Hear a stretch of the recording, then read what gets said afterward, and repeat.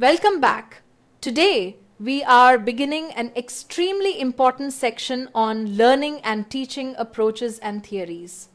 Teaching and learning theories are often treated as separate ideas, but in reality, they are deeply interconnected. Teaching cannot happen effectively without understanding how learning occurs, and learning becomes meaningful only when teaching strategies align with learners' needs. In this section, we will focus only on those theories that are frequently asked in exams and are most likely to appear in your upcoming examination. This area is vast, and if you explore independently, you may come across numerous theories. However, from an exam perspective, it is neither practical nor necessary to cover everything. So, our approach here is strategic and exam-oriented. From the examination point of view, there are certain theories that you must absolutely be familiar with.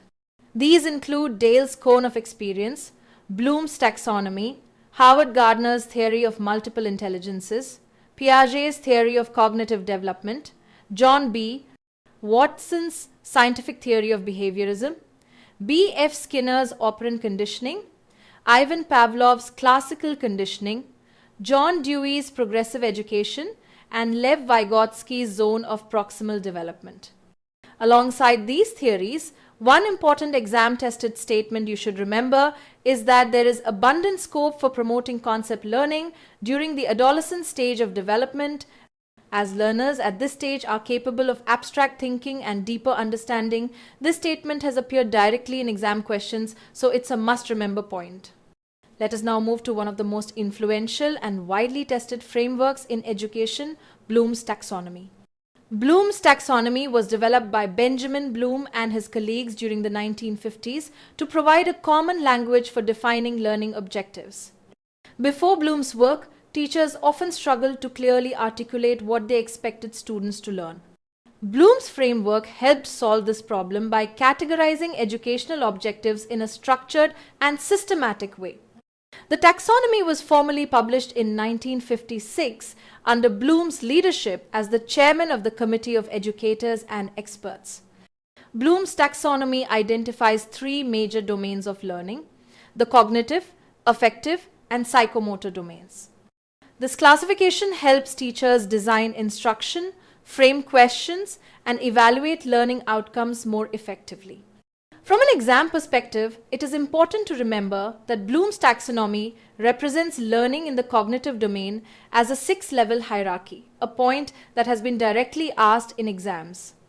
These levels progress from simple recall of knowledge to higher order thinking skills. Another exam-focused concept related to Bloom's framework is that the cognitive domain of communication deals with knowledge-related aspects such as remembering, understanding, applying, analyzing, evaluating, and creating. Moving across domains, it is also important to note that evaluation, characterization, and naturalization represent the highest taxonomic categories in the cognitive, affective, and psychomotor domains, respectively, a classic exam favorite. Additionally, outcomes such as analysis, synthesis, articulation, naturalization, organization, and characterization are considered high-level learning outcomes, indicating advanced stages of learning. These terms are often tested together to check conceptual clarity, so pay close attention to how they align with their respective domains. With Bloom's taxonomy, educators gain a powerful tool to structure learning experiences, design meaningful assessments, and encourage learners to move beyond rote memorization toward higher order thinking. This is why Bloom's work continues to remain central to teaching aptitude questions and educational planning even today. Let us now move deeper into Bloom's taxonomy, beginning with the cognitive domain, which is one of the most frequently tested areas in teaching aptitude examinations. According to Bloom's taxonomy of educational objectives, cognitive learning follows a clear and systematic progression. The correct sequence of cognitive behaviors is knowledge, comprehension, application, analysis, synthesis, and evaluation. And this exact order has been directly asked in exams, so make sure you remember it precisely. This hierarchy reflects how learners move from simple recall of information to complex judgment and decision making.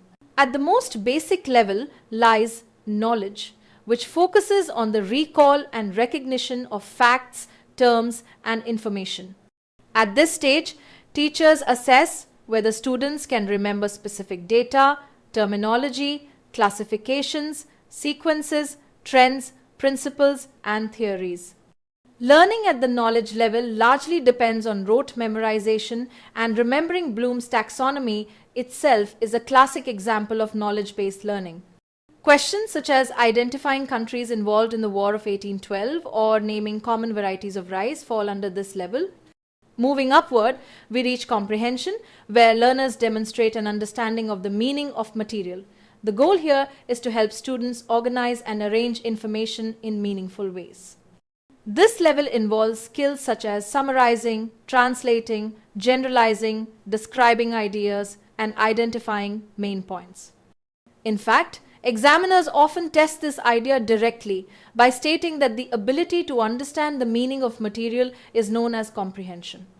Tasks like explaining key points highlighted by an author or summarizing the characteristics of a good teacher clearly reflect comprehension level learning.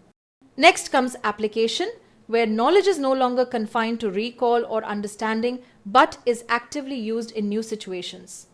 At this stage, learners apply facts, rules, techniques, and concepts to solve problems. Teachers use abstractions to explain situations, and learners rely on prior knowledge to identify connections and outcomes.